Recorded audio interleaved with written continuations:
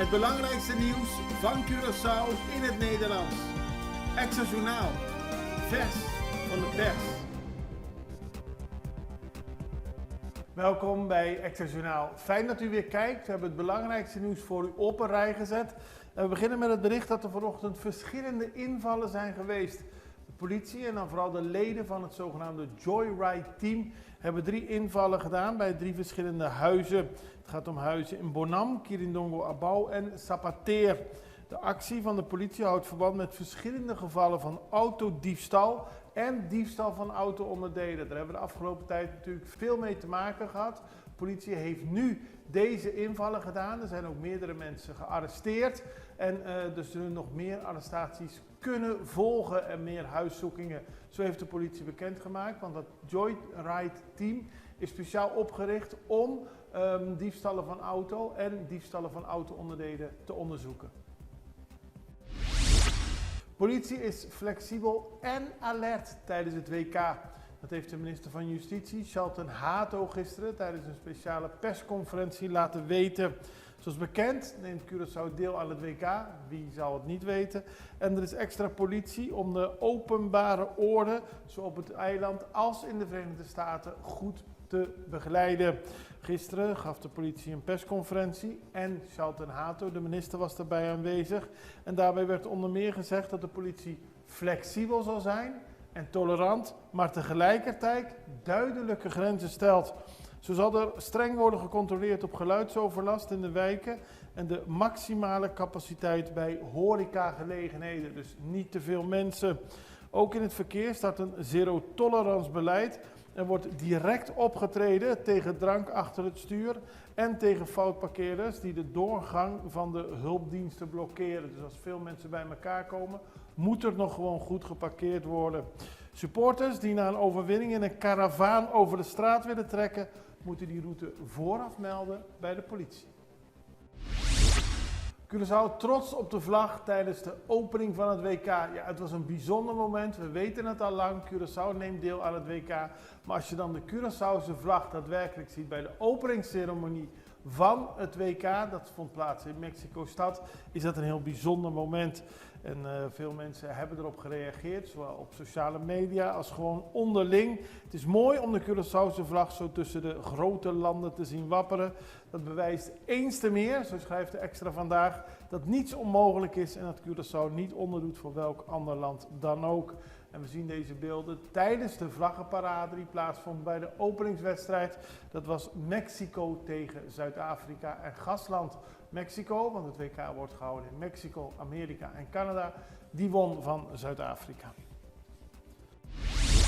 Boot kapseist, 2 doden. Dat gebeurde gisterochtend. Treurig ongeval bij Santa Marta Bay. De politie kreeg om 9:10 's ochtends melding dat er een boot met 2 opvarenden was gekapseist.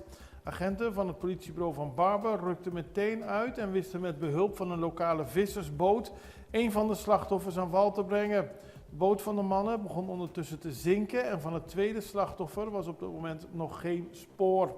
Kustwacht werd ingeschakeld en zette direct een zoekactie op touw met zowel boten als een helikopter.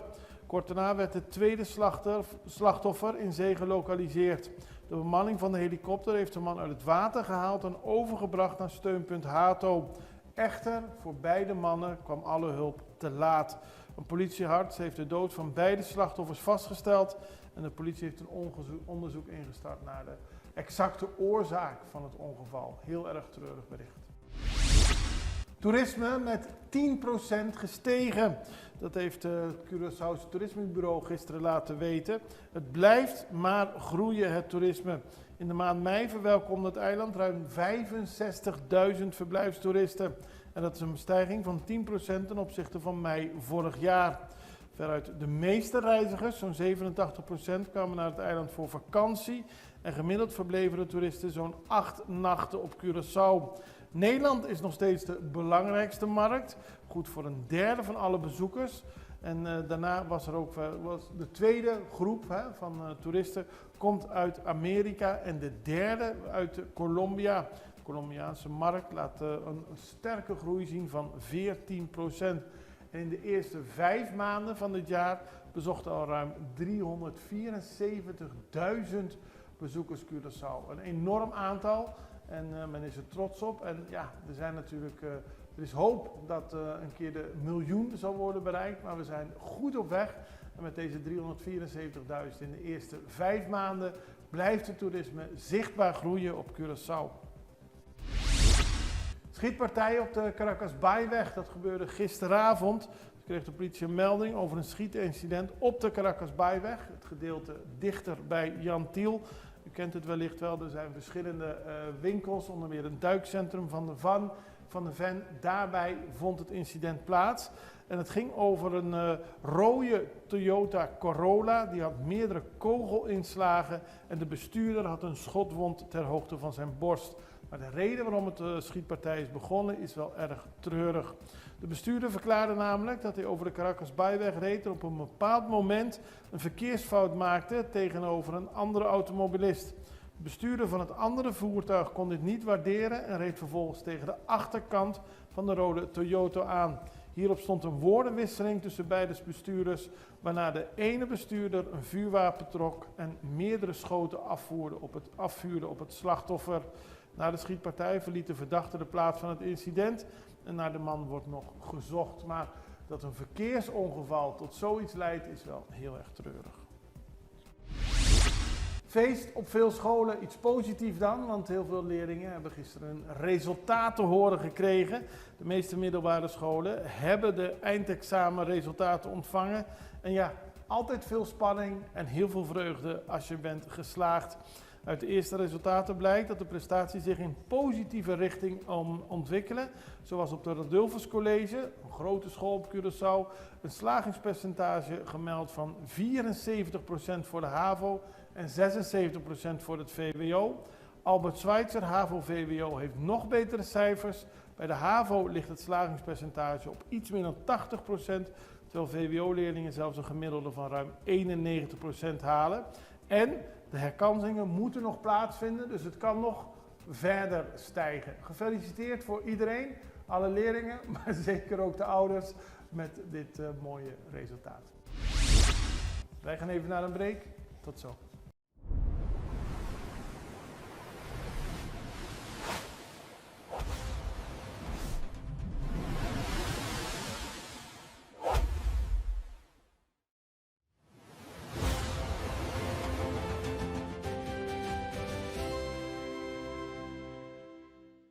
Extra in Nederland. Van Amsterdam tot Arnhem, van Groningen tot Maastricht, Extra is erbij. Volg Extra digitaal en blijf op de hoogte van de belangrijkste ontwikkelingen in Nederland. Extra digitaal is te zien op verschillende platforms en kanalen zoals WhatsApp, YouTube, Facebook, Instagram en ook TikTok.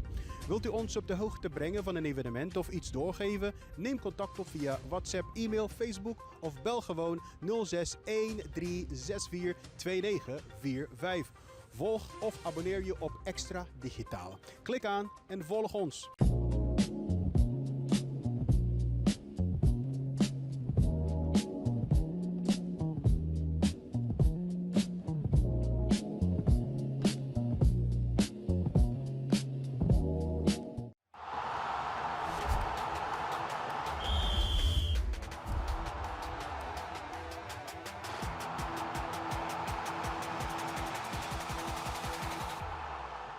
We beginnen natuurlijk met de Blue Wave.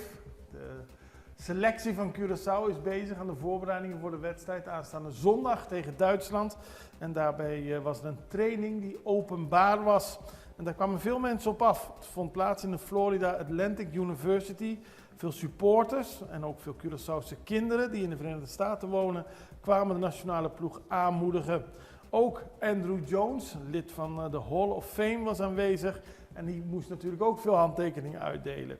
Er heerst een hele goede sfeer in het stadion, zo schrijft Carl Ruiter voor de Extra. Supporters waren aanwezig met Curaçaose vlaggen.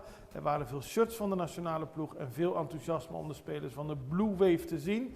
En na afloop van de training namen de spelers de tijd om handtekeningen uit te delen, foto's te maken en met fans te praten. Vervolgens speelde de selectie van Curaçao samen met de U-teams voor meisjes en jongens. En die spelers kregen daarmee een unieke kans om samen met de spelers van de Blue Wave te rennen en te voetballen. Alles in een positieve sfeer. En vanuit de Blue Wave wordt regelmatig video's op social media geplaatst over de activiteiten. Het is misschien wel leuk om te zien dat bij de eerste dagen in Amerika er 2 bezoeken zijn gebracht. De ene aan de Miami Marlins, we hebben het er al eerder over gehad. Toen waren Leandro Bacuna en bondscoach Dick Advocaat aanwezig om de opening te verrichten. En ook een groep spelers bracht een bezoek aan het imposante trainingscomplex van de Miami Dolphins. Dit is de video, een deel van de video die de FFK op social media plaatst over deze 2 evenementen. De ene het bezoek aan de Miami Marlins, de andere aan de Dolphins.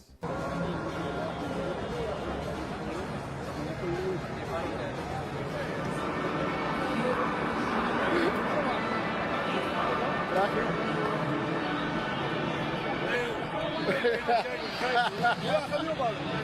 Gaat niet opbouwen.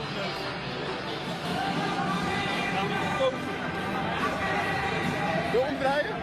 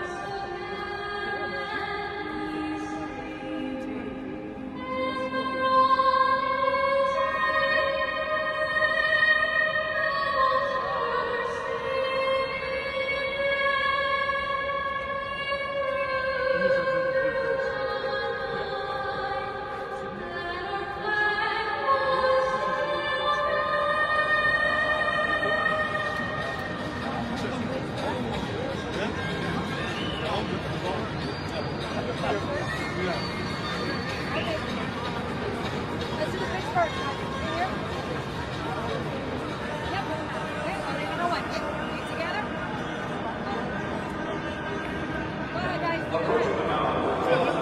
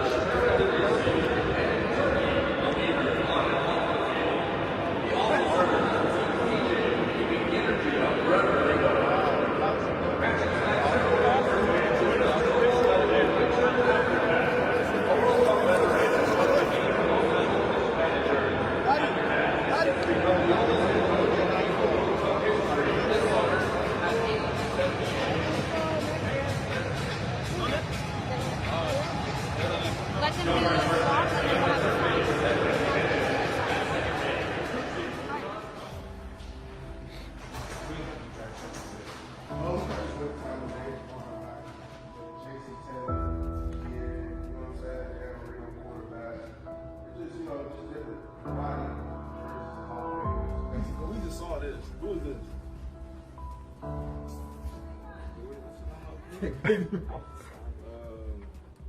D-line.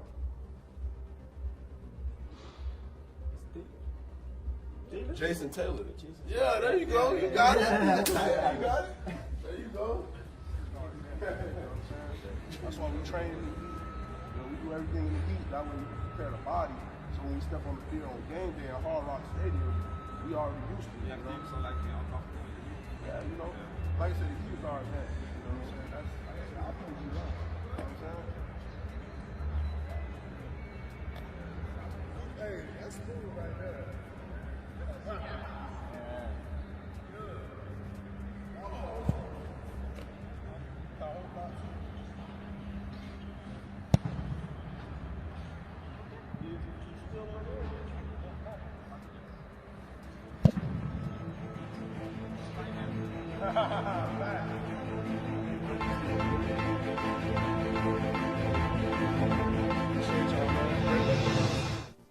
Dan gaan we naar internationaal nieuws en dat heeft ook te maken met het WK voetbal. Het grote evenement is gestart, maar er was vooral een protest. Dat was al eerder aangekondigd, dat was al eerder bekend. Terwijl duizenden supporters donderdag binnen in het Azteca Stadion in Mexico-stad de start van het wereldkampioenschap voetbal vierde, zag de situatie buiten het stadion er heel anders uit, zo schrijft persbureau AFP.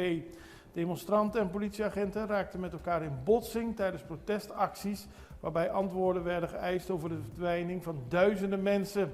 Daarmee kwamen de sociale spanningen in het land aan het licht, te midden van het voetbalfeest. Dat leidde soms ook tot het gooien van spullen naar de politie toe, maar het is vooral de hele emotie bij de familieleden die alles willen aangrijpen om antwoorden te krijgen over het lot van hun verdwenen familieleden. Dat is een rauw contrast tussen het feest, het voetbalfeest, en het leed van deze mensen die u op deze beelden ziet. Laten we hopen dat daar meer aandacht voor komt voor deze familieleden in Mexico. En laten we hopen dat het voetbalfeest verder gaat. Wij zijn aan het eind gekomen van Extra Journaal. Het is weekend. Zondag speelt Curaçao. Zondag speelt Nederland. En zaterdag speelt Brazilië. Dat zult u waarschijnlijk ook wel weten. Heel veel plezier. Een mooi voetbalweekend. En we spreken elkaar begin volgende week weer op maandag. En dan weten we allemaal hoe de eerste wedstrijden zijn geweest. Allerbeste. Tot ziens. Dag.